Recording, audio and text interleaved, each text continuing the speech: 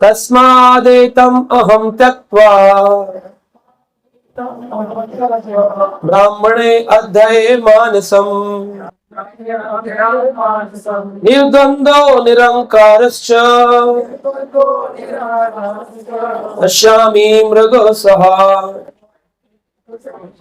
तस्मात् एतम् अहं त्यक्त्वा ब्राह्मणे अध्याया मानसम निर्द्वंद्वो निरंकारश्च चरिष्यामि मृगे सह। तस्मात् एतम् अहं त्यक्त्वा ब्राह्मणे अध्याय मानसम निर्द्वंद्वो निरहंकारश्च चरिष्यामि मृगो सह। तो यहाँ पर बताया गया है तस्मात् एतम अहम त्यक्त्वा, मैं त्याग कर रहा हूं। किस चीज का त्याग कर रहा हूं? अपनी इच्छाओं का त्याग कर रहा हूं। ब्राह्मणी अध्याय मानसम, और अब मैं अपने मन को भगवान ब्रह्म यानी कि परब्रह्म, आप ही के लिए श्लोक है, बिल्कुल आपको रोज बोलना चाहिए। तस्मात् एतम अहम त्यक्त्वा, अब मैं संसारी कार्य को त्याग रहा हूं। ब्राह्मणी अध्याय मानसम, और अब मैं सारा दिन किस पर लगाऊंगा? परब्रह्म के ऊपर अपना ध्यान लगाऊंगा।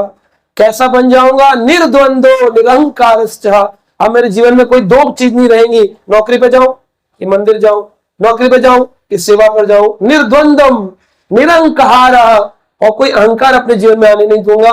चरिष्यामि मृगे सह, और इस प्रकार से मैं मृगे सह का मतलब है जंगल में पशुओं के साथ रहूंगा। तो श्रील प्रभुपाद जी ने बड़ा सुंदर तरीके से बताया है कि वर्ण आश्रम एक धर्म होता है। 4 वर्ण और 4 आश्रम। कौन से 4 वर्ण है? ब्राह्मण, क्षत्रिय, वैश्य, और क्या है? 4 आश्रम, ब्रह्मचार्य, गृहस्थ, वानप्रस्थ, इसे कहते हैं वर्णाश्रम।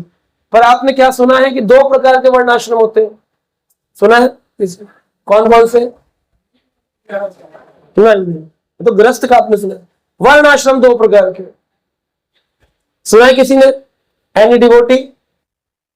2 प्रकार के वर्णाश्रम है? कोई यहां पर हाथ खड़ा करके बताएं 2 प्रकार के वर्णाश्रम। तो आपने वर्णाश्रम भी नहीं सुना 2 प्रकार के। तो एक होता है स्मार्त ब्रह्म वर्णाश्रम, स्मार्त, और एक होता है दैव्य वर्णाश्रम। स्मार्त वर्णाश्रम को, ये जो स्मार्त वर्णाश्रम है, इसको कभी कभी हम लोग अदैव्य वर्णाश्रम भी कहते हैं। और जो वर्णाश्रम वैष्णव समाज में पालन किया जाता है उसको दैव्य वर्णाश्रम कहते हैं। क्या फर्क है दोनों में? जैसे भारत में 4 संप्रदाय हैं: श्री संप्रदाय, कुमार संप्रदाय, रुद्र संप्रदाय, ब्रह्माधर। रुद्र संप्रदाय अभी सुनाई नहीं देती है। रुद्र संप्रदाय में विशेष करके हम सुनते क्या है? रुद्र संप्रदाय की अभी चल रही है वल्लभ संप्रदाय, वल्लभाचार्य, श्रीनाथ जी का पूजा करने वाला। एक संप्रदाय है रुद्र संप्रदाय, और कुमार संप्रदाय जिसको निम्बार्की कहते हैं। श्री संप्रदाय में भी कुछ भाग हैं, जैसे श्री और रामानंदी संप्रदाय हम सुनते हैं, आजकल प्रसिद्ध है, प्रचलित है। और गौड़ीय वैष्णव, ब्रह्म माधव गौड़ीय वैष्णव, इसमें भी माधव संप्रदाय अलग है, गौड़ीय वैष्णव अलग है। तो गौड़ीय में भी इस्कॉन और अन्य अन्य। तो सही रूप से सभी जगह पर देखा जाए तो वर्ण आश्रम का पालन नहीं हो रहा, संप्रदाय में भी नहीं, क्योंकि ज्यादातर जगहों पर भारत की संरचना ऐसी है, भारत का मस्तिष्क बुद्धि, कि जिसने जिस जाति में जन्म लिया है उसको उसी जाति से माना जाता है। अगर किसी ने लिख दिया अपने नाम के पीछे शर्मा, भले उसको प्याज खाने में शर्म ना आती हो, लेकिन लोग क्या बोलते हैं? ब्राह्मण है जी। ठाकुर जी लिख दिया, भले ही उसको कुत्ता देखकर डर लगता हो, लेकिन क्योंकि उसने अपने नाम के पीछे ठाकुर लगा दिया, चौहान लगा दिया, वो क्या कहलाता है? अच्छा अच्छा, आप लोग क्षत्रिय हैं। किसी व्यक्ति को अकाउंट्स का एबीसीडी ना आता हो, सारे बही खाते बिगाड़ता हो, लेकिन उसने नाम में लगा दिया श्रीवास्तव है जी, कायस्थ है जी, तो क्या बोला जाएगा? अरे ये तो वैश्य है। किसी को बिजनेस करना ना आता हो, लेकिन फिर भी उसको वैश्य कहा जाए। और जो व्यक्ति झाड़ू लगाता हो, गली का कचरा उठाता हो, उसको क्या कह दिया जाता है? ये तो शूद्र का कार्य करता है, शूद्र।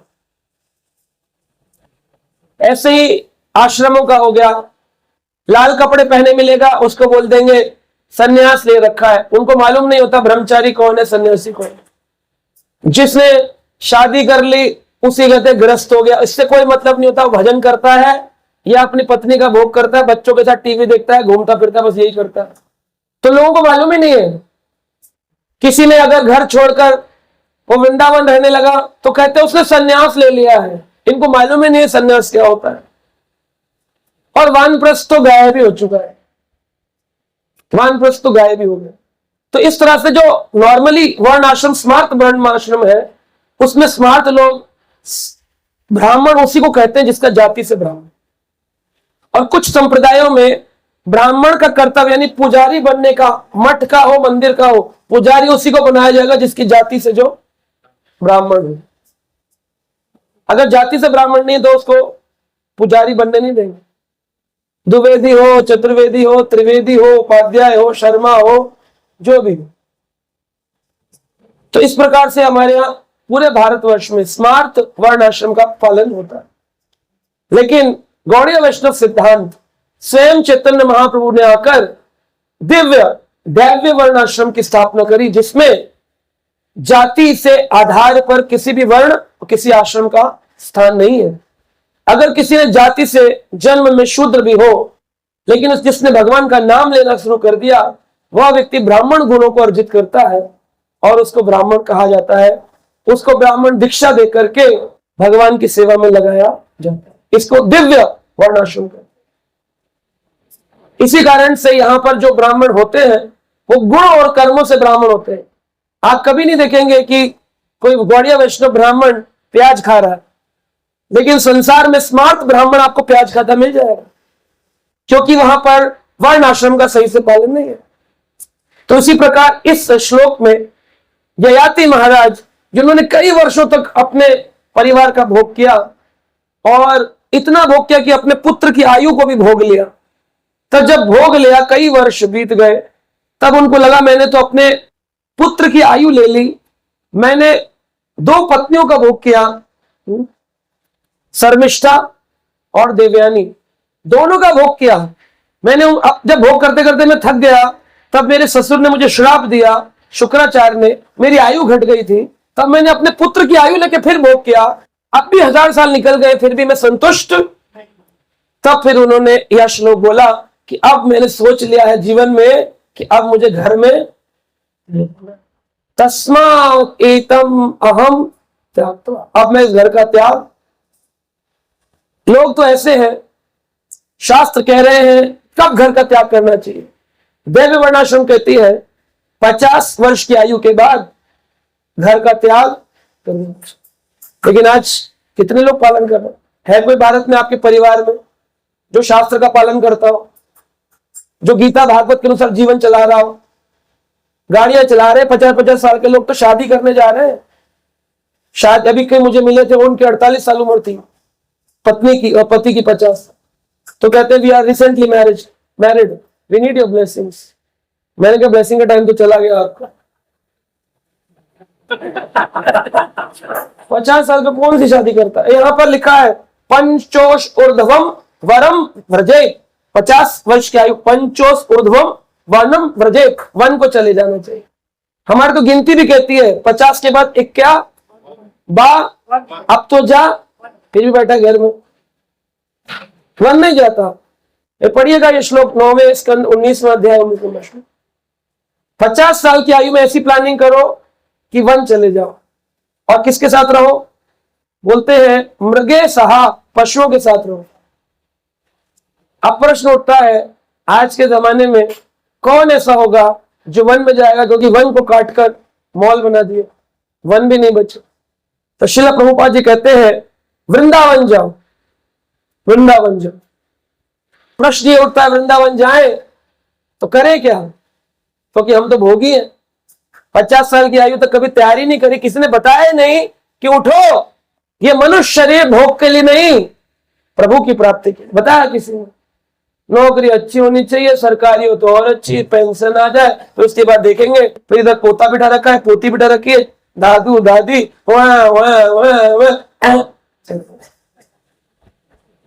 आए थे हरि भजन को, मीठा लगा दाम, दुविधा में दोनों गए, न माया मिली ना चले जाते। अरे बहुत छोड़ दो भारी संसार के, भक्तों से नहीं छूट रहा, भक्त छोड़ देंगे, छोड़ देंगे। माला ले रखी, पोता बिठा रखा, हरे कृष्ण हरे कृष्ण कृष्ण हरे कृष्ण हरे कृष्ण, छूट जाएगा। फिर शास्त्र मत पढ़ो, छोड़ दो। गीता भागवत बोला हम नहीं मांग पाते इसको, है तैयार, भक्त से नहीं छूट रहा, तो फिर कैसे चलेगा काम, कैसे होगा। श्रील प्रभुपाद कहते हैं चलो आपके लिए मैं थोड़ा सा डिस्काउंट करता हूं, 50 साल की आयु के हो गए ना, तो मंदिर में सेवा करने लग जाओ, संसारी चीजें छोड़ दो। क्या नंबर आएंगे बच्चे के, क्या पढ़ाई होगी, क्या शादी होगी, क्या नहीं होगा, उसमें स्ट्रेस नहीं होगा। 50 छोड़ो, सरकार भी लात मारती है 60 पे, टक बाहर निकल, रिटायर्ड। उसके बाद भी बैठे अभी तो बहुत काम बाकी है, फिर काले बाल करते, डाई लगाते, अभी तो मैं और समय की घड़ी टक टक टक टक एक एक दिन बैठा। प्रभुपाद जी लिख रहे हैं पंचोस वर्धम वनम व्रजेत, 50 साल के बाद वन को जाओ। कौन से one? The best forest is Vrindavan, जहां पर व्यक्ति को पशुओं के साथ रहना है। कौन से पशु? दिव्य पशुओं के साथ, बंदरों के साथ रहो। वृंदावन के पशु जो है वो दिव्य पशु है। और जहां पर वृंदावन में कृष्ण रहते हैं, कौन? वृंदावनम परित्याजम एकम पदम न गच्छति, जिस धाम में सदा कृष्ण आज भी विराजमान है, उन संसारी पशुओं के साथ मत रहो, कृष्ण के साथ रहो।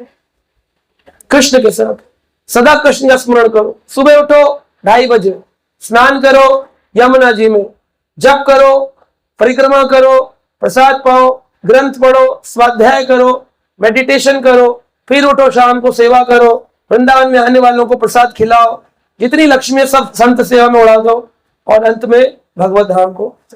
ऐसे आदमी की तो एंट्री है, इसने जोड़ जोड़कर महल बना रखे हैं, एक अटारी, उस पर दूसरी अटारी, फिर तीसरी अटारी, एक 33 गज का फ्लैट, फिर 100 गज का फ्लैट, 300 गज का फ्लैट, 500 गज का, ए फ्लैट, बी फ्लैट, गुड़गांव में फ्लैट, इसमें फ्लैट, किराया लेने जा रहा हूं प्रभु जी, किराया।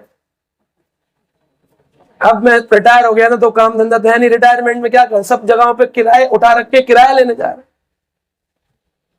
मुक्त आत्मा कोई भगवान पसंद करते हैं, जीवन मुक्त सा उच्चते, जो जीते जी मुक्त। 4 कार्य एक वानप्रस्थी को करने चाहिए। अगर संन्यास नहीं ले सकते हो तो कम से कम वानप्रस्थी बनो। वानप्रस्थी का क्या अर्थ है? आज के परिवेश में हम सारी बातें हटा दें, आज के परिवेश में वानप्रस्थी क्या करें? जब रिटायर हो गया, सरकार ने भी निकाल दे तो क्या करें? उसके जीवन का एक ही कर्तव्य होना चाहिए, नॉन मॉन कौन, क्या होना चाहिए? एक ही कर्तव्य होना चाहिए। क्या? नॉन मॉन। नॉन का मतलब, अगर 56 भोग नहीं बनाती माता जी, तो ये नहीं बोलना कि अब तक पैसे कमाता था, नौकरी पर जाता था तो खूब खिलाती थी, अब तो रिटायर हो गया तो अब ये नमक भी मिल जाए ना, नॉन, नमक की रोटी खा करके चुपचाप भजन। मौन, बच्चे बोल रहे हैं वृंदावन क्या जाओगे, अमेरिका आ जाओ, मस्ती करेंगे, यहाँ पे खूब सेवा है। अब हम सोच रहे हैं प्रभु जी वीजा बनवारे, निकल ले हम भी। मौन, किसी में कोई जवाब नहीं, केवल हरे कृष्ण हरे कृष्ण कृष्ण। कहीं संसार में पड़ोसी आ गए, आइए आइए RWA की मीटिंग हो रही है, अब तो आप रिटायर हो गए, आप मंत्री बन जाइए, हमारे एरिया के सेवा करिए, हरे कृष्ण हरे कृष्ण। मौन, संसारी बातों में बोलना ही नहीं। और कौन, कौन यानी कोना, साइड में बैठे रहो। कोई घर में बर्थडे बना रहा है, कोई आ रहा है, कोई जा रहा है, किनारे बैठे हरे कृष्ण हरे कृष्ण। नॉन मौन, ऐसा जीवन साधु को जी। जितना लिप्त हो गए उतना ज्यादा आसक्ति बढ़ेंगी और उतना ज्यादा आगे वापसी आने का स्टैंप मिलता है, रिटर्न टिकट टू पृथ्वी लोक। होती है ना टू एंड फ्राई फ्लाइट, बोले हम कराकर ही गए हैं।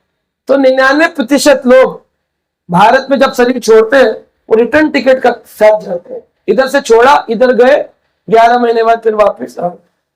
फिर वो बच्चे भी बोल रहे होते हैं हमारा बच्चा हुआ है ना, दादाजी जैसी शक्ल है, बिल्कुल दादाजी जैसी हरकत है।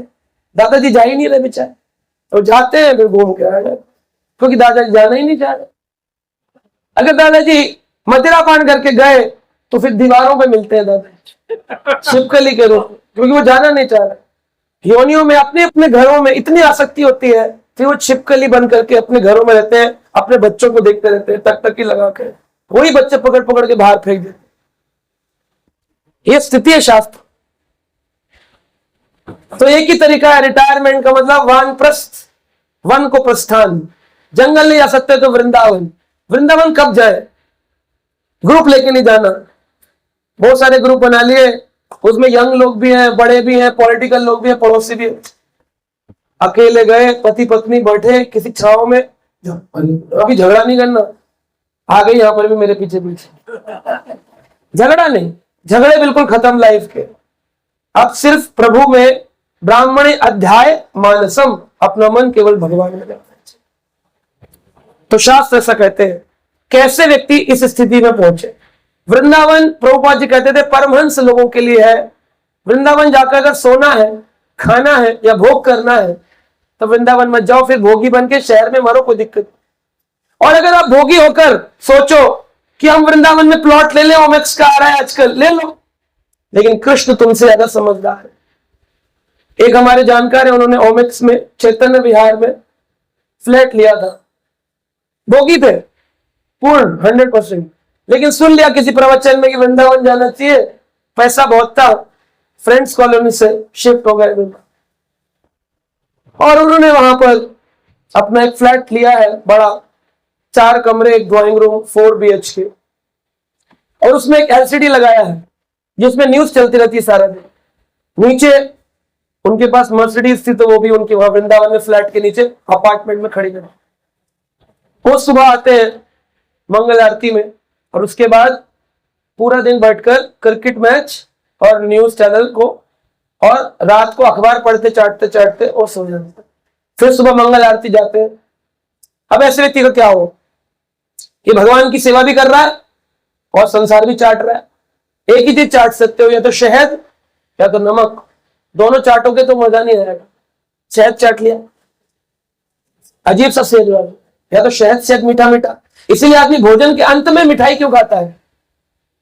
ताकि जीवन के अंत में वृंदावन की मिठाई खा सके। लेकिन मिठाई के साथ थोड़ा नमक, थोड़ी सब्जी चलेगी, ये कोई नहीं करता। लेकिन तो लोग कुछ करते हैं, वृंदावन में रह के भी टीवी देख रहे हो, वो ऐसे कर रहे हैं। सब्जी की शुरुआत में गुलाब जामुन खा लिया, फिर थोड़ी सब्जी खा ली, फिर गुलाब जामुन खा लिया, फिर सब्जी खा ली। अंत में उनको मीठा टेस्ट आएगा कि खट्टा आएगा वो खुद भी नहीं जानते, वो खुद भी नहीं। अंत में शरीर छूटेगा तब मीठे के साथ छोड़ोगे कि खट्टे के साथ कि नमकीन के साथ, मालूम है? मीठा मतलब अध्यात्म, नमकीन मतलब भौतिक। तो वृंदावन जाकर भी वो भोग करते। ऐसे लोगों को क्या होगा? चले गए वृंदावन तो क्या होगा? वृंदावन जाकर के मैंने एक भक्त से पूछा, ये राधा कुंड में कौन कछुए रहते? तो उन्होंने कहा ये वही लोग हैं जो वृंदावन में आते हैं लेकिन वृंदावन का स्वादन नहीं करते हैं, सुख भोग करते हैं और बिल्कुल मस्तानी लाइफ जीते हैं यहाँ पर, यह सोच के कि वृंदावन तो धाम है, धाम की कृपा से शरीर छोड़ेंगे तो भगवत धाम जाए। धाम का कृपा तो होगी। क्या भगवान इतने अज्ञानी है, उनको मालूम नहीं कौन भक्ति कर रहा है कौन नहीं कर रहा? किसी को भी छोड़ने देंगे अपने एरिया में। तो क्या करते? उनके साथ क्या हुआ वो मैं उदाहरण दे रहा हूं।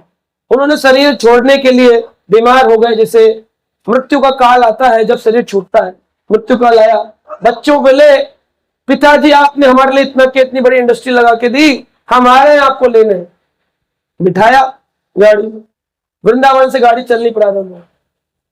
और सोना के पास बॉर्डर है जहां पर ब्लड 84 कोस खत्म होता है, तो सोना पार हुआ था, गुड़गांव में मैक्स हॉस्पिटल ले जा रहे थे, हरी बोल रास्ते में बोले उनके प्राण इंतजार कर रहे थे कब व्रत 84 को उसकी बॉर्डर पार हो और मैं ठाकुर जी ने धक्का मार दिया बाहर क्या अब जा 20 साल रहे वृंदावन में शरीर नहीं छोड़ पाए क्योंकि आसक्ति थी परिवार से कांटेक्ट था न्यूज चैनल फेसबुक पे बातें हो रही है व्हाट्सएप पे ये देखो वृंदावन के वृक्ष हमें देखो हम खा रहे चीकू खा रहे बेटा बेटी छोड़ना पड़ता उसे वानप्रस्थी करता केवल प्रभु और गुरु में जिसका ध्यान लग जाए हम कहते हैं 90% 100% नहीं कर सकते हो 90 नहीं कर सकते हो 80 नहीं कर सकते हो 50 कुछ तो करो भोगी बन के शरीर छोड़कर क्या पाओगे है ना तो जब वृंदावन पहुंच जाओ इस भाव में हो कि अब मैं भोग को त्यागना चाहता हूं वानप्रस्थी होना चाहता हूं तब व्यक्ति को भगवान की कुछ सेवाओं को लेना चाहिए प्रैक्टिकल सर्विसेज करनी चाहिए भगवान वृंदावन में आप आने वाले यात्रियों के लिए भोजन के इंतजाम कर सकते हैं आने वाले यात्रियों को आप धाम लीलाओं के स्थान के दर्शन करा सकते हैं आप अगर सेल्फ सेंटर्ड हो गए कि फिर मैं तो अपना अकेला भजन करूंगा अब तो भी गड़बड़ आपको जन कल्याण की सेवा में भी रहना किताब लिख सकते हो प्रवचन दे सकते हो लोगों को भक्ति में जोड़ सकते हो नए लोगों को ज्ञान दे करके भक्ति में लगा सकते हो और ऐसा आप अगर वृंदावन में रह के नहीं कर सकते हो तो इस्कॉन के हर मंदिर को वृंदावन धाम कहा गया है श्रील प्रभुपाद कहते हैं हमारा हर मंदिर वैकुंठ है तो आप इस्कॉन मंदिर जाके भी ये सारे कार्य लेकिन संसार के कार्य में लिप्त ये नहीं कि मंगल आरती कर ली अब 5:30 बजे के बाद मजा नहीं लाए वही वापस संसार हाँ ऐसा नहीं चलता बहुत लोग आते हैं मंदिर में मंगल आरती वाले मैंने देखा है इतनी गड़बड़ घोटाला कर रहे संसार में सोचते हम बच जाएंगे भगवान को सब मालूम है भगवान भाव के भूखे भाव क्या है तुम्हारा वो किसी आरती अगरबत्ती या श्लोक संस्कृत प्रवचन से प्रसन्न नहीं होते प्रभु न प्रवचने न लभ्यो न प्रवचन से प्राप्त होगा न ही ज्ञाने न लब्धा न ज्ञान से प्राप्त होगा प्रभु को कुछ भी अच्छा नहीं लगता है उनको केवल अच्छा लगता है तो मेरे प्रेमी भक्त बन प्रेम का घर में रहो चाहे वन में रहो गृह था के वना था के सदा हरि बोले डाके क्या बोलो हरे कृष्णा कृष्णा कृष्णा हरे हरे हरे राम तो इस प्रकार से भजन में रहना है तो मुख्य 4 काम करने चाहिए एक वानप्रस्थी को पहला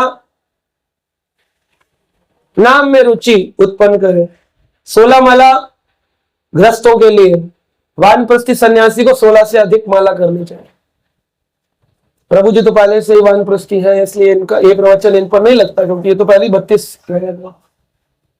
तो 16 से अधिक जप कर दूसरा स्वाध्याय 5 ग्रंथ मुख्य हैं श्री चैतन्य चरितामृत श्रीमद् भागवतम भगवत गीता श्री रामायण और कृष्ण की लीलाओं की पुस्तकें जो है अन्य हमारे इस 5 प्रकार की पुस्तकों में कभी भी ऐसा दिन न जाए जब स्वाध्याय ना हो वैसे तो गृहस्थी को भी करना चाहिए अगर वो सदग्रस्त है असदग्रस्त है तो फिर तो एक दिन पढ़ा फिर पूरे हफ्ते काम से टाइम ही नहीं मिलता स्वाध्याय क्या करेंगे तो ऐसे लोगों के लिए नर्क वाले यमदूत कह रहे होते हैं हमारा क्लाइंट तैयार हो रहा है फिर वो ले जाते हैं अपने कुंभी पाकम रौरव चलते हो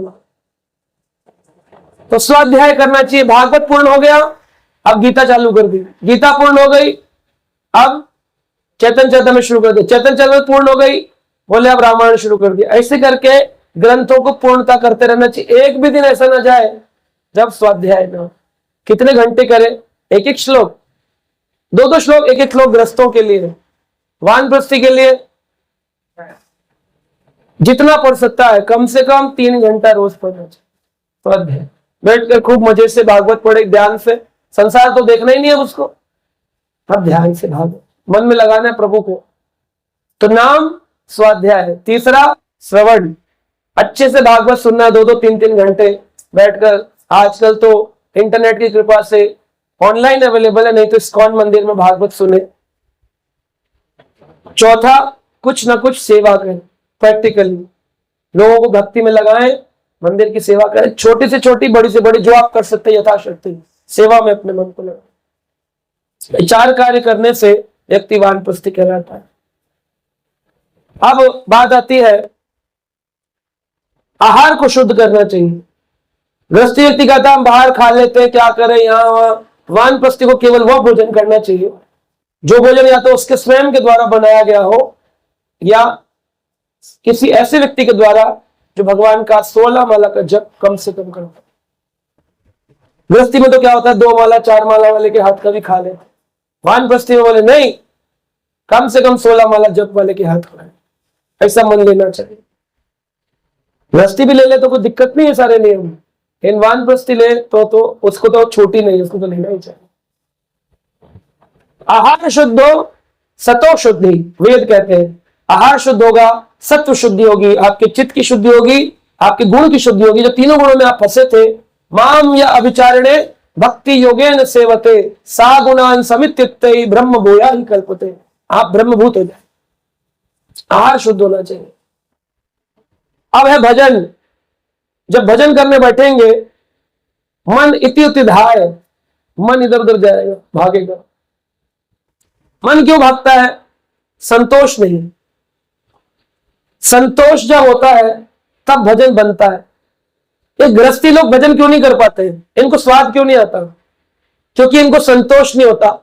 इनको लगता है बच्चे की शादी कर ले, पैसे कमा ले, इतना बना दे, इतना मकान कर दे, इतना बैंक बैलेंस कर दे। व्यक्ति हमेशा इसी विचार में रहता है, इसलिए जब के समय भी उसके यही विचार उसके दिमाग में चले। अगर वो ये सोच ले करने वाले कौन है? भगवान, उसी पल उसको संतोष का अनुभव होगा। जेहि संतोषा तही भजन, जहां संतोष है वहां भजन। संसार में लोग भजन करते क्यों नहीं है? नाम नहीं ले पा रहे थे कीर्तन में, लोग मुंह ऐसे बंद करके बैठे। क्यों? विचार इतना कुछ करना है जीवन में, और प्राण चले जाएंगे कल, किसकी गारंटी है? मैं जब कार्य क्षेत्र में जॉब किया करता था तो मेरे एक मित्र से तर्क वितर्क हुआ। उसने प्रश्न किया, बोला क्यों तुम ये जब वक करने लग गए हो, रिसर्च की फील्ड में हो, इतना तुम्हारा करियर हाई है, तुम्हें आगे की सोचनी चाहिए, ये क्या तुम जब करके अपने समय को खराब कर। तो मैंने उनसे प्रश्न किया, अगर कल मर गया तो कह रहे ऐसे कोई नहीं मरता, उम्र पड़ी है अभी मरने की। मैं तो आप एक पेपर पे लिखो, I will not die at the age of 100, 100 साल तक नहीं मरूंगा, और नीचे साइन करो। उसका नाम था नदीम, लिख दो। तो वो बहस करने लगा, मैं क्यों लिखूं। मैंने कहा अरे अभी तो आप बोल रहे थे। कह रहे नहीं ऐसे थोड़ी। मैं कहा ऐसे थोड़ी क्या? कह ऐसे थोड़ी कोई बता सकता कौन कब मरने वाला है। मैं कहा जब कोई बता नहीं सकता तो तैयारी क्यों नहीं करते हो? इंश्योरेंस में पैसा लगाते, हेल्थ इंश्योरेंस में, क्यों? कल को बीमार पड़ गए तो अभी बीमार तो नहीं हो। ये प्रभु जी हमारे श्रीमान सर्वज्ञ रिपु बताते लोगों को, आप लगाइए पैसा, क्यों? कल जाकर आपको इसका फल मिलेगा। कल जाकर फल, यानी आज बीज लगाओगे तो कल फल मिलेगा। तो आज भजन करोगे तो कल मृत्यु के काल में फल मिलेगा ना। बीमारी को एक्सेप्ट करेंगे, पढ़ाई को एक्सेप्ट करेंगे। आज पढ़ ले बेटा, कल इंजीनियर बन जाएगा। आज पढ़ ले, आज हेल्थ इंश्योरेंस का प्रीमियम दे दे, आज LIC, कल। लेकिन मृत्यु का कल, ये कभी ना हो सफल। मृत्यु ना आएगा, उसकी तैयारी क्या है? What is the preparation? तो वानप्रस्थ पहुंच गए तब तो कम से कम सोचना चाहिए, प्रभु ने, मृत्यु ने पकड़ा हुआ था। गृहस्थी आदमी मर जाते हैं बहुत सारे, मृत्यु ने पकड़ रखा था कस के, गज को ग्रह ने पकड़ रखा था, युद्ध चल रहा था। अब मृत्यु ने छोड़ दिया, रिलैक्स कर दिया, जा कर ले भजन। अब भी कोई भजन ना करे फिर लग जाए पर्सनैलिटी डेवलपमेंट क्लास में, लग जाते रिटायरमेंट के बाद। जो हमने सीखा है वो सिखाएंगे आगे लोग। तो जो मेरा मित्र था, मैंने उसको बहुत समझाया। जिस साल मैंने वो कंपनी छोड़ी और मैं पूर्ण रूप से कृष्ण भावना भवित सेवा में लग गया, भागवत प्रचार में, मुझे खबर आई वो बाइक पर जा रहा था, बड़ा शरीर था, कहता था कौन है जो हमसे टकराएगा। जिम जाता था, ट्रक से उसका एक्सीडेंट हुआ और पूरा ट्रक उसके ऊपर चढ़ा। तो उसके घर वालों वो मैंने फोन किया तो घर वालों ने उठाया, बोला कि ऐसे ऐसे हो गए। मुझे बहुत दुख हुआ कि जब काल था तब उसने भजन, अब समय नहीं मिला। There is no extra time कि एक दिन भी एक्स्ट्रा मिल जाएगा भजन करने में। खटवांग महाराज ने अंतकाल में मांगा था मेरी मृत्यु कब होने वाली है, तो देवताओं ने बताया एक क्षण यानी 24 मिनट, एक मुहूर्त बाकी है। 24 मिनट उन्होंने ध्यान लगाया प्रभु में और अपने को भगवान की प्राप्ति कर ली। यानी पूरा जीवन की जरूरत भी नहीं है, अगर आपने 24 मिनट भी अच्छे से भजन कर लिया अपना, वो भी नहीं होता। एक माला नहीं होती 16 माला में से ध्यान से। क्यों? संतोष नहीं, विचार इतने काम है पेंडिंग हमारे ऊपर, वो खत्म ही नहीं। वो काम घूमते रहते हैं, ये करना है, वो करना है, वो करना है। भजन में लग जाना चाहिए वानप्रस्थी को संसार। कौन कौन लगे शास्त्रों में है कोई उदाहरण जिन्होंने भगवान की प्राप्ति करी? बोले पांडवों ने समय काल में अपने घर का त्याग किया और वन को चले गए। सारी दुनिया जानती है, इतने बड़े राजा युधिष्ठिर पूरी पृथ्वी के राजा थे, धर्मराज खुद ही थे। और मरेंगे धर्मराज, कहीं भी मरे, वो तो धार्मिक है ना, धर्म कर रहा चला जाएगा। लेकिन धर्मराज ने भी अपने घर का त्याग किया, क्योंकि वह जानते थे वानप्रस्थ करना जरूरी। घर का त्याग करने का मतलब ये नहीं गेट से बाहर निकल गए, कुछ दिन बेटी के घर, कुछ दिन बेटे के घर, बोले हम वानप्रस्थी घर का त्याग किया। ना, दिमाग से छोड़ना है कि मैं संसार का हिस्सा हूं। मैं किसका हिस्सा हूं? ममेव अंशः जीवलोके जीवभूत सत्। अगर नहीं छूटा इस बार भी, पुनरपि जन्म, फिर जन्म हो जाए। अगर कोई चाहता है, उसको ये संसार अच्छा लगा है, एंजॉय, आओ। आज फ्लैटों में लोगों को डाल दिया। पहले बड़े बड़े घर होते थे, किले, 130 लोग रहते थे। हमारे से पहली वाली जनरेशन में, हमसे बड़ी वाली जनरेशन 200-500 गज के मकान में रह रही थी। आज वाली जनरेशन फ्लैटों में टंगी हुई है। अगली बार आप जब घूम कर आएंगे तो कबूतरों की तरह छोटे छोटे मटकों में रह रहे होंगे लोग। हाइट तो घटी रही है, पहले 6-6 फुट के लोग होते थे हमारे पूर्वज, शक्तिशाली होते थे, खाना पीना दूध दही खाते थे। आज लोग पिज्जा बर्गर वाली फैमिली है। जो पहले 60 साल पर आदमी कहता था हमारे बाबूजी ने दवाई नहीं खाई मरते तक, और बेटा 20-20 साल के, रीढ़ की हड्डी में दर्द है, कमर में दर्द है, घुटनों में दर्द है। सोचो आओगे जब आप घूम के, 5-5 साल के बच्चों की आंखें खराब, ऐसा कलयुग होगा। आना चाहते हो उसमें तो रहो संसार में, खूब एंजॉय करो, गाड़ियों में घूमो, बेटी के घर, बेटों के घर, हमारे अपने हैं ना। अरे कोई नहीं अपना है, ये जग स्वप्न। शास्त्र कहते स्वप्नवत, इसका त्याग करना चाहिए। जितनी संसार में रहने की तैयारी करोगे, उतना प्रभु कहेंगे एवं अस्तु, आओ संसार में बार बार। छूटने पर भी नहीं छूटता, तो जो छोड़ना नहीं चाह रहे उनका कैसे छूट जाएगा? सोच के देखो, जो छोड़ना चाह रहे हैं छूटने पर भी नहीं छूटता, तो जो छोड़ना नहीं चाह रहा उनका कैसे छूट जाएगा? एंड में बोल लेंगे राम, छूट जाए। है तैयारी। जन्म जन्म ऋषि तप करहि, अंत राम कहे आवत नहीं।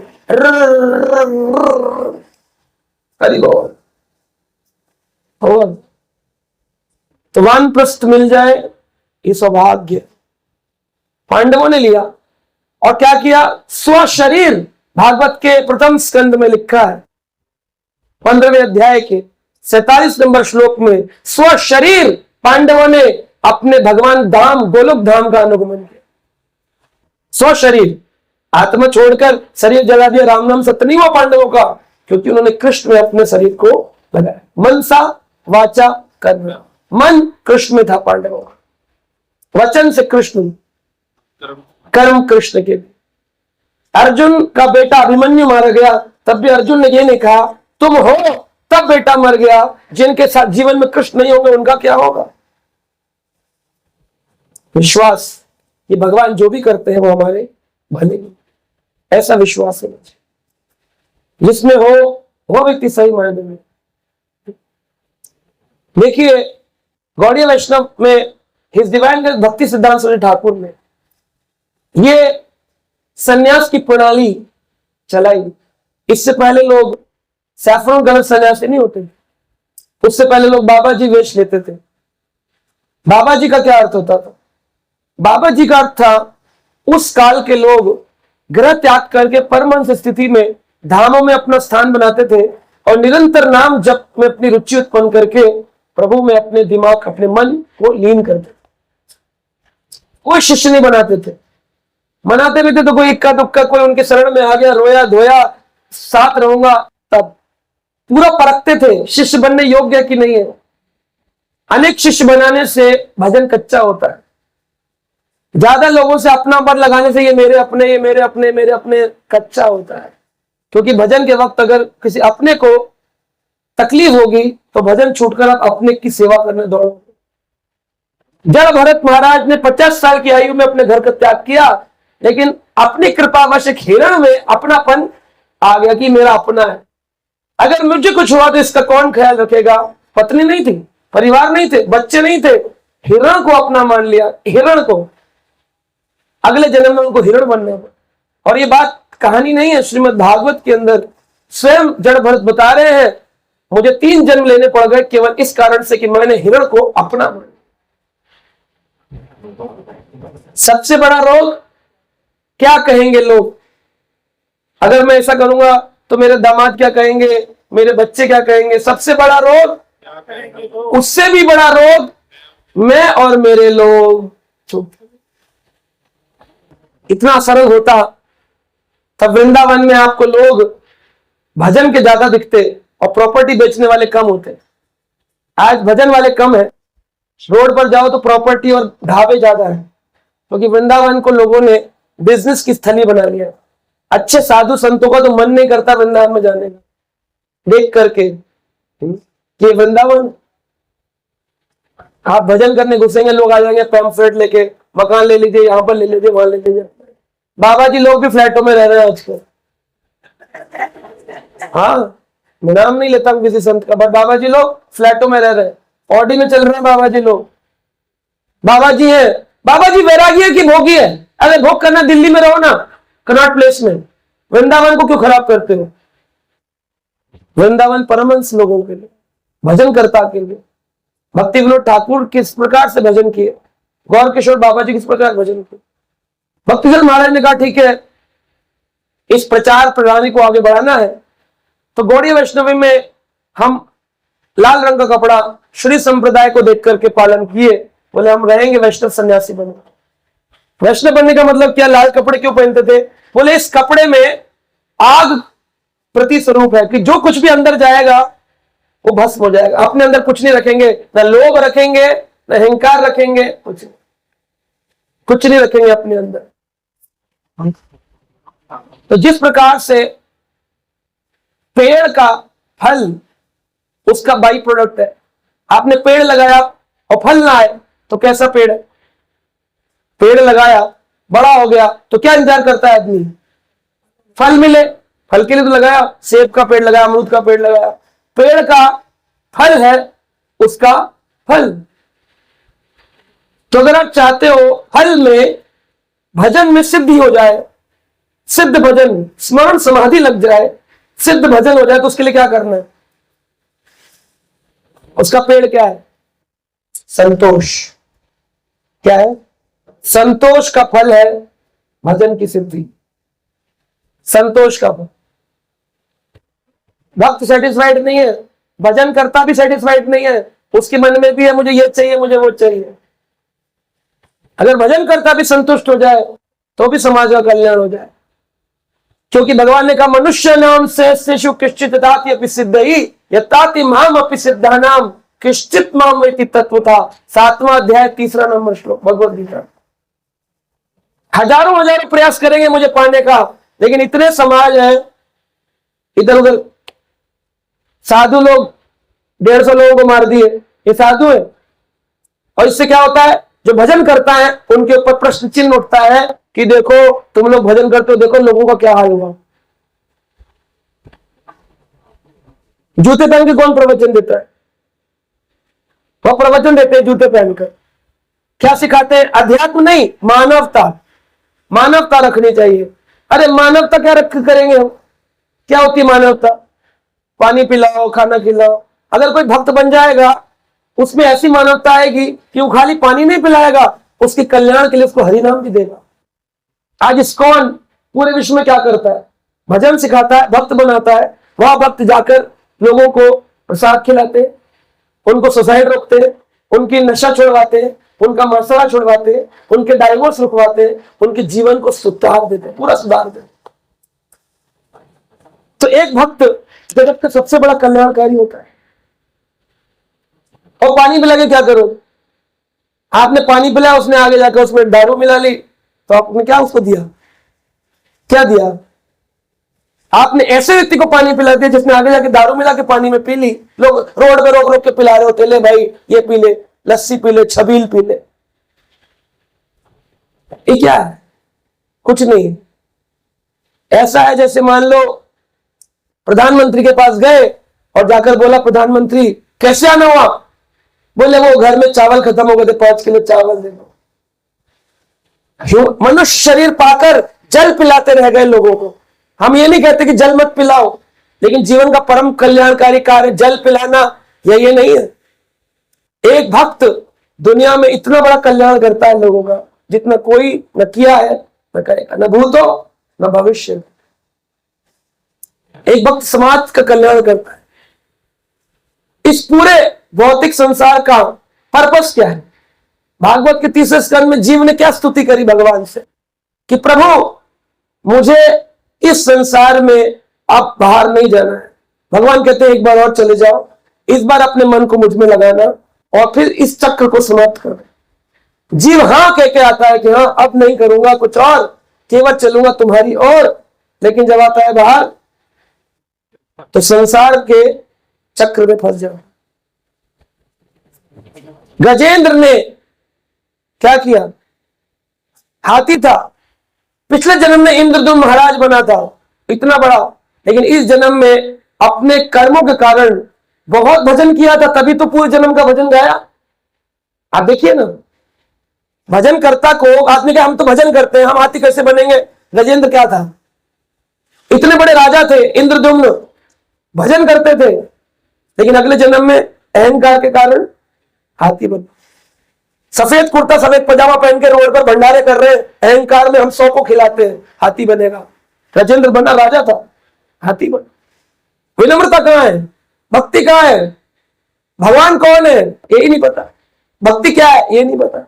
बस चल रहे गाड़ी जैसे तैसे, अपने मन मर्जी के मत बनो, शास्त्र पढ़ो। यम शास्त्र विधि उत्सृजे वर्तते काम करा, न साम सिद्धि मापनोति न सुखम न पराम गति।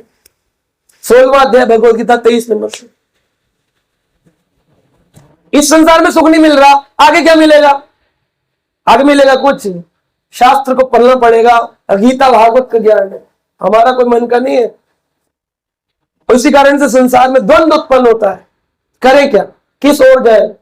बुद्धि सबके पास है, सबको पता सद रास्ता क्या है, लेकिन थोड़ा मुश्किल है। आईएएस बनना मुश्किल है, सर्जन बनना मुश्किल है, बैंक में नौकरी कर लेना सरल है, कोई भी लग जाएगा बीकॉम करके। फील्ड में सेल्स की जॉब कोई भी कर लेगा, लेकिन ऊंचा पद प्राप्त करने के लिए मेहनत है। तो भगवान को प्राप्त करने के लिए कितनी मेहनत? ऐसे किसी भी सत्संग में पानी पिलाकर अगर भगवान मिलते तो फिर तो सबको मिल जाते, सारा संसार ऊपर भीड़ हो जाती। भगवान को कहना पड़ता रुक जाओ और भजन मत करो, यहाँ स्टैम्पीड हो रहा है, भगवान रो रहे हैं, कोई तो आ जाओ, कोई तो आ जाओ, मेरे बच्चों कोई तो आ जाओ। कोई संसार में अपने शिव जी पर जल चढ़ा लिया, ओम जय जगदीश हरे गा लिया, हम बड़े अच्छे हिंदू हैं, हम भक्त हैं, हिंदू की जय, जय श्री राम। कर क्या रहे हो? शराब पी रहे शाम को बैठकर, मांस खा रहे। अगर नाम बोल रहे हो प्रभु का तो रामायण के कुछ दोहे भी पढ़ो, जीवन में उतारो, भक्ति लेके आओ अपने जीवन। तो शास्त्र के अनुसार अपने जीवन को चलाना है। अपने पास जो कुछ भी है उसको समाप्त कर दो, अपने पास मत रहो, अहंकार रहित। तो क्या बोला? निरअहंकार हो, निर्द्वंदो, द्वंद्व मत रखो, वानप्रस्थ में त्याग के मान। हाथी ने द्वंद्व रखा, अगले जन्म में इतनी हत्याएं हो गई, इतनी हत्याएं हो गई, सारी हत्याओं से बोला चलो जल क्रीड़ा करेंगे। हाथी बनकर भी ये समझा नहीं कि ये जीवन भोग के लिए नहीं योग के लिए मिला है। योग नहीं करता था, पत्नियों का भोग करता था। हाथी कई पत्नी रखा था, पॉलीगैमी। आजकल मनुष्य भी रख रहे हैं हाथियों की तरह कई कई। पसंद नहीं आती तो छोड़ देते हैं, दूसरे रख लो। ये पशु से ज्यादा भिन्न नहीं है। एक स्त्री अपने जीवन में बस, अगर रखनी भी है तो दूसरी ओर नहीं। भिन्न भिन्न भिन्न जाति में जा रहे। हाथी गया, कई बच्चे पाल लिए, जल क्रीड़ा कर रहा था, नीचे से ग्रह ने, मगरमच्छ ने उसका पैर पकड़ लिया। कितने साल? 1000 साल। हमारे दिव्य 1000 साल। हजारों सालों युद्ध चलता रहा।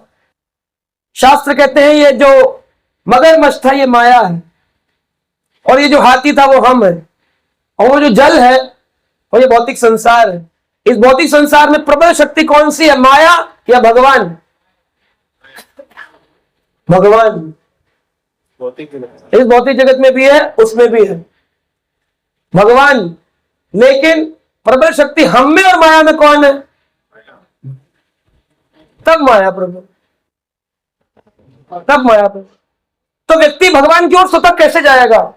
कैसे जाएगा भगवान की ओर स्वतः कैसे जाएगा? भगवान वो चुंबक है जिसके प्रति जिसका चित्त शुद्ध है, वो ऑटोमेटिकली खींचा चला जाएगा। जैसे चुंबक हो, लोहे की, उसमें आयरन फिलिंग्स डालो, लोहे की कीले अपने आप चिपक जाएंगे जाकर, लोहे को लाने की जरूरत नहीं पड़ेगी।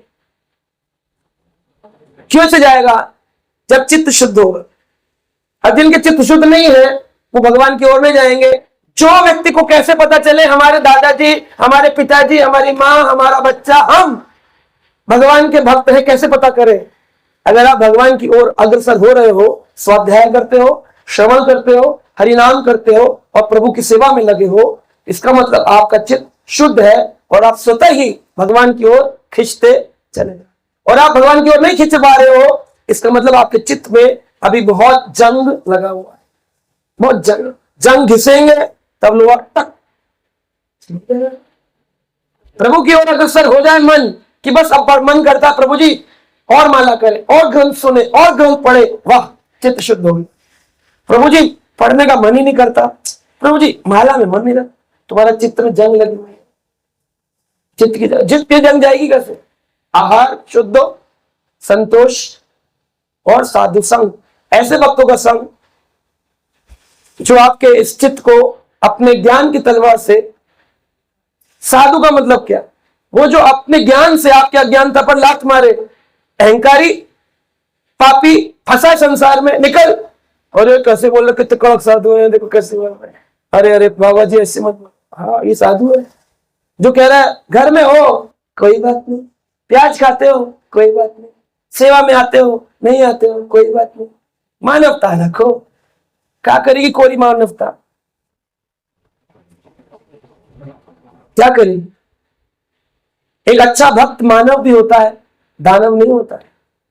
लेकिन मानवता रखने वाले का पता नहीं आज मानव है कल दानव बन जाएगा, क्योंकि उसने अपने लोभ, लालच, क्रोध, काम, द्वेष समाप्त नहीं किए।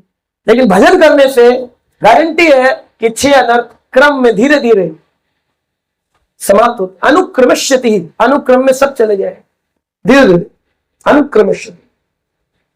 तो गजेंद्र लड़ता रहा, 1000 साल जब बीत गए तो क्या हुआ? याद आया कि मैं कौन था? इंद्रदुम्न राजा था, भक्त था, अरे हाथी बन गया। एवं व्यवस्थितो बुद्धे, उसने अपनी बुद्धि को एवं व्यवस्थित किया। बुद्धि में गड़बड़ चल रही थी, जो भूल गया था कि मैं भक्त था, वो भक्ति की लाइन में दोबारा आया। एवं व्यवस्थितो बुद्धे समाधयो मनो हृदय, अपने मन को और अपने हृदय को व्यवस्थित किया, समाधि लगाई। एवं व्यवस्थितो बुद्धे समाधयो मनो हृदय प्राप्यम परमं जाप्यम प्राक जन्मम अनुशिक्षितम, अपने पूर्व जन्म में जो शिक्षा प्राप्त करी थी ना, वह परम जाप्यम का जाप उसने जपना शुरू कर दिया। हरे कृष्णा हरे कृष्णा कृष्णा कृष्णा हरे हरे राम राम राम हरे। उसने जाप किया। जब उसने हृदय से पुकारा, पुकारता तो वैसे भी होगा, इंद्र रूप में भी पुकारा था, जब तो तब भी करा, तभी तो प्राक जन्म अनुशिष्टम, क्या मतलब पिछले जन्म में भी जपा ना, फिर पिछले जन्म में मुक्त क्यों नहीं हुआ? अगर आप जप रहे हो हरे कृष्णा प्रभु जी हम तो मुक्त हो जाएंगे, फिर वो गजेंद्र मुक्त क्यों नहीं हुआ पिछले जन्म? उसमें अहंकार भाग्य। तो चेक भी करना पड़ेगा जप के साथ साथ मेरे अनर्थ जा रहे नहीं जा रहे, काम क्रोध लोभ मोह मद मत्सर कूटीनाटी व्यभिचार निंदा द्वेष अहंकार, भक्त बन के कड़क होके चल रहे, हाथ नहीं जोड़ पा रहे। हम बड़े ज्ञानी है, गुरु से टकरा जाएंगे, बहुत सीख लिया, क्या जरूरत है इनसे मिलने की, इनकी क्लास में जाने की, हमारे पास बहुत काम है, हम बहुत ज्ञानी हो गए। अहंकार भरा पड़ा कूट कूट के, कूटीनाटी, उसी की निंदा कर रहे हैं जिससे सीखा। क्या करेंगे? हाथी बन जाएंगे अगले जन्म में। गजेंद्र उदाहरण है उसका। अब फिर जो सीखा था वो अगले जन्म में फिर आपको स्मरण हो पाएगा। जिस दिन माया आपको प्रबल खींचेगी, हॉस्पिटल में ना जन्म लड़ रहे हैं, वेंटिलेटर लगे हुए हैं, प्राण निकलने को तैयार है, तब हो सकता है परमम जाप्य हमारे प्रभु जी ने बताया था, ओ तब शायद निकले हरे कृष्णा कृष्णा कृष्णा हरे हरे हरे राम। जब किया क्या हुआ उस जब से? नमस्ते नारायण अखिल गुरु भगवान नमस्ते, जोर जोर से चिल्लाने लगा, गोविंदा गोविंदा गोविंदा गोविंदा वेंकट रमण गोविंदा गोविंदा गोविंदा। वेंकट का मतलब क्या है? वैन का मतलब है पाप और कट का मतलब है काट दो। जैसे डोर कट गई, कट बोलते हैं ना, हिंदी में भी कट, अंग्रेजी में भी कट। वेंकट, हे प्रभु जो पापों को कट कर देते हैं, काट डालते हैं, उनका जोर से उनका नाम कौन है? वेंकट रमण गोविंदा गोविंदा गो। पांडव प्रियजन गोविंदा गोविंदा गोविंदा। भगवान कृष्ण और कोई नहीं, मुक्तिदाता एक मुकुंदा। और कुछ नहीं करने से काम नहीं चलेगा। आप कोई और नाम लेंगे, अंत में दुर्गा दुर्गा दुर्गा। इसका अर्थ है दुर्ग में आ, आप इस किले में आएंगे। दुर्गा दुर्ग, इस बहुत ही सुंदर को क्या बोलते हैं? दुर्ग। इसमें आएंगे वापस, दुर्गा दुर्गा वापस। एक ही चीज बचा सकती है अंत में, कृष्ण कृष्ण कृष्ण गोविंद गोविंद, यह बोल सकते। क्या हुआ? गजेंद्र ने जब एक गोविंद बोला, ऐसी पुकार लगी, ठाकुर जी वैकुंठ में भोजन खा रहे थे रुक्मणी के साथ, रुक्मणी जी ने पहले ही निवाला उनके मुख में दिया था। ठाकुर जी बोले, रुक्मणी खाना पीना बाद में, अभी गजेंद्र को बचाना है। कह रही 1000 साल से लड़ रहा था, तब तो बचाने नहीं गए अगर भक्त था, आज क्यों चल दिए, आज क्यों चले? भगवान बोले क्योंकि पुकारा तो अभी है, पुकारा तो। द्रौपदी का चीरण हुआ, दुशासन खींचता रहा, सारे प्रयास किए, भगवान अंत में क्यों आए? भगवान ने कहा द्रौपदी मैं तो बाहर ही खड़ा था, मैं इंतजार कर रहा था कब तुम कार्पण्य भाव अपने अंदर लाओगी कि मैं अपने शक्ति से नहीं बचा सकती, इस संसार का कोई मुझको नहीं बचा सकता, अगर बचाने वाले हैं तो केवल कृष्ण है। लेकिन तुम्हारा विश्वास ही नहीं बन पा रहा था। तुमने पांडवों को ट्राई किया, तुमने भीष्म को ट्राई किया, तुमने द्रोणाचार्य से प्रयास किए, लेकिन जब तुम्हारे सारे प्रयास विफल हुए तब तुमने स्वयं पर प्रयास किए, द्रुपद की पुत्री हो, वो भी तुम्हारा विफल हुआ, तब तुमने अपने दोनों हाथों से मेरी ओर शरणागति करी। इस कारण से मैं बाहर खड़ा था, मैंने वस्त्र अवतार लेकर तुम्हारी रक्षा। प्रभु को क्या चाहिए आपसे? क्या चाहिए? एक आतुर पुकार, पुकार नहीं चाहिए, आतुर पुकार, हृदय से पुकारो, हरे कृष्णा कृष्णा कृष्णा कृष्णा हरे हरे हरे राम राम राम। आतुर पुकार करनी है, एकदम प्रबल पुकार। एक बार भी कर लोगे, एक कृष्ण नाम करे सर्व पाप क्षय। हम तो 16-16 कर रहे हैं फिर भी पाप नहीं जा रहा है। प्रबल पुकार नहीं, आतुर पुकार नहीं है। हम उसको इसलिए कर रहे हैं क्योंकि हमें बहुत काम करने हैं। किसी को अपने घर में भोजन बनाना है, किसी को श्रृंगार की जल्दी है, किसी को प्रवचन की जल्दी है, किसी को प्रचार की जल्दी, बहुत कार्य है हमारे पास। हम प्रभु को आतुर पुकार नहीं करें। एक बार भी आतुर पुकार करो रो करके कि कृष्ण मैं आपका हूं और आप मेरे। गजेंद्र ने कौन सा ऐसा आरती अगरबत्ती किया, श्रृंगार प्रचार किया जिसमें ठाकुर जी उतर आए? एक आतुर पुकार। द्रौपदी ने क्या किया? रजस्वला स्थिति में थी, माताएं प्रवेश नहीं कर सकती किचन के अंदर जब वो अपने मासिक धर्म में होती है, मंदिर नहीं जा सकती। द्रौपदी तो रजस्वला थी, उसने कैसे प्रभु की प्राप्ति करी? केवल पुकार से। तो प्रभु को क्या पसंद है? आतुर पुकार। इसलिए कलयुग में जो जाप नहीं करते उनको कोई औषधि दुआ भगवान तक नहीं मिला सकती, ना पहुंचा सकती। केवल और केवल एक चीज पहुंचाएगी, जप। चाहे स्त्री हो पुरुष हो, चाहे घरेलू स्त्री हो, चाहे वो नौकरी पे जाती हो, चाहे वो आदमी बिजनेसमैन हो, क्षत्रिय हो, ब्राह्मण हो, शूद्र हो, बच्चा हो, बूढ़ा हो, अगर कलयुग में आके उसने जप नहीं किया, कोई औषधि, कोई पूजा, कोई परिक्रमा, कोई धाम यात्रा आपको भगवान से नहीं मिला पाएगी। केवल और केवल भगवान का नाम आपको मिला सकता है। भगवान का नाम। आतुर पुकारे। गजेंद्र ने पुकारा, क्या देखता है ऊपर कि भगवान गुरुमती खा चक्रम, आकाश में गुरुमती गरुड़ पर चढ़कर खा चक्रम, चक्र लेकर के प्रभु प्रकट हो। और इतनी आगाध स्थिति में भी उसने क्या किया? कर अंबुज, अपने सूंड में एक कमल लिया, कर अंबुज भगवान की ओर अर्पित किया, ठाकुर जी को भेंट चढ़ाया। और भगवान ने तुरंत ही अपने चक्र से उस गज की और ग्रह की, दोनों की रक्षा कर। पहले ग्रह का मस्तक उड़ाया और गज तो वैसे ही खत्म हो चुका था, प्राणहीन था। तो लोग बोलते हैं कि भगवान ने मगरमच्छ को उद्धार क्यों किया और फिर हाथी का उद्धार किया? ऐसा क्यों? आचार्यों ने इसके गहरे गहरे अर्थ बताए। बहुत लंबा लंबा इस पर डिस्कशन हो सकता है, पर कुछ संक्षिप्त में अगर समझे,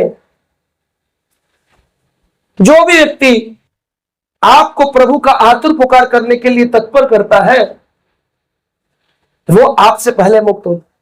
मान लीजिए आज मैंने आपको ऐसा आतुर पुकार करने के लिए प्रेरित कर दिया, तो मैं अभी चला जाऊं तो मेरे को भगवान ले जाए, कहेगा अरे तेरे कारण 150 लोगों ने क्या बोला, हरे कृष्णा कृष्ण हरे राम एक बार एक भजन करता था, वो भजन करता था, और एक बस ड्राइवर था, वो बस चलाता था। दोनों की मृत्यु हो गई। कथावाचक भी पहुंचा, ड्राइवर भी पहुंचा। कथावाचक को बोले पंडित जी आप रुकिए, अभी आपका जन्म का निर्णय, अभी आपको पृथ्वी पर जाना है। और ड्राइवर को बोले तुमको वैकुंठ की प्राप्ति। पंडित जी बोले लगता है कुछ गड़बड़ है, कुछ गड़बड़ है। मैं पूजा करवाता था, संकल्प दिलवाता था, मंदिर में सेवा करता था, मैं वैकुंठ जाऊंगा, ये ड्राइवर है ये नीचे जाएगा। तो दूत बोले नहीं नहीं, ये वैकुंठ जाएगा, आप पृथ्वी पर जाएंगे। बोले वो क्यों? बोले क्योंकि आपको रखा था ताकि आप लोगों को भजन में लगाएं, लेकिन जब आप कथा करते थे लोग सो जाते थे। तो इस प्रकार रामचंद्र बोले श्री राम, रामचंद्र जी ने बड़ी सुंदर लीला करी है, उसके पुनः बाद में सीता जी उनको प्राप्त हुई है। इस प्रकार वन गमन की लीला के अंदर हम सभी इसका श्रवण करते हैं। लोग सो रहे, कथाएं चल रही हैं, बड़े बड़े पंडाल लगे हुए हैं, महाराज जी अपने में, पब्लिक अपने। कोई कचौड़ियां खा रही है पीछे, कोई पुस्तकें बांट रहा, कोई नहीं सुन रहा ध्यान से। ड्राइवर को बोले अच्छा मैं तो समझ गया मेरी इसके क्या खूबी है वैकुंठ है। बोले इसकी गाड़ी में जो ये बस चलाता था ना हॉर्न था ना कुछ था, हॉर्न को छोड़कर पूरी बस बजती थी।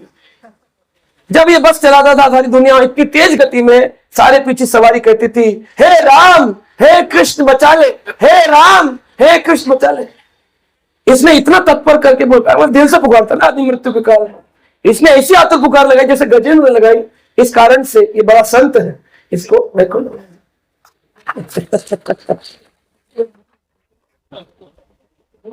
तो भगवान ने उस गजेंद्र का मुक्त किया, ग्रह को मुक्त किया। और भी कहते हैं क्योंकि गजेंद्र भगवान की महान स्तुति कर पाया।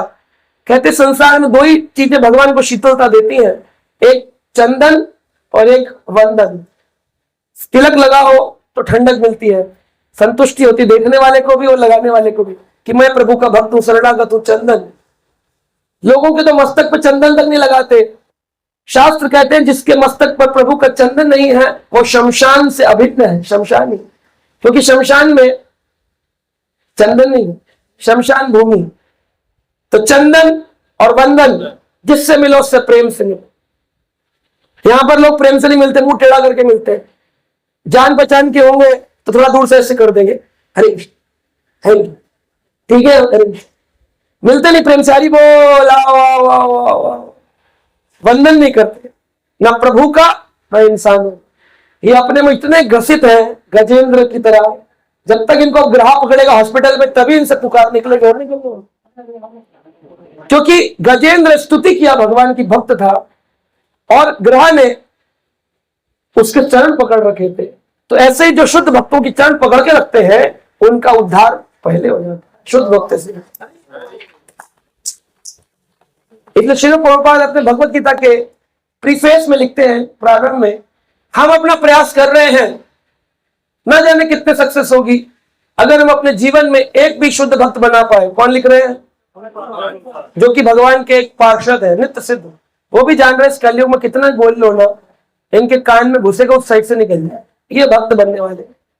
भगवान ने गीता में बोल दिया, हजारों प्रयास करते उनमें से कोई 1000 आगे बढ़ते, उन 1000 में से जो आगे बढ़ते हैं कोई एक मुझे समझ पाता है। भगवान ने डेटा दिया। फिर प्रभुपाद जैसे संत लिख रहे हैं, हजारों में हम गीता बांट चुके हैं, लेकिन कोई एक भी शुद्ध भक्त बनेगा तो हम अपने इस प्रचार को सक्सेस मानेंगे, सफल मानेंगे। तो हमारी क्या गति होगी? मुझे तो अपना पता है कुछ नहीं होने वाला। कितने ही चिल्ला लो, कितने ही प्रवचन दे लो, कोई भक्त नहीं बनने वाला। हम तो बने नहीं, दुनिया किसी बने। लेकिन हो सकता है आपको ये बात समझ में आ जाए, क्योंकि आईएएस की ट्रेनिंग वाले आईएएस नहीं होते, लेकिन उनके इंस्टीट्यूट से कई लोग आईएएस बन जाए। तो मैं भले ही भक्त ना बना हूं, लेकिन ये गारंटी कि शायद आप में से किसी को ये बात समझ में आए और आप शुद्ध भक्ति करके कृष्ण की तरफ। हरे कृष्ण। श्रील प्रभुपाद की, देवानंद मुरारी प्रभु जी की, इनके वानप्रस्थ आश्रम की, इनकी सेवाओं की। हरे कृष्ण।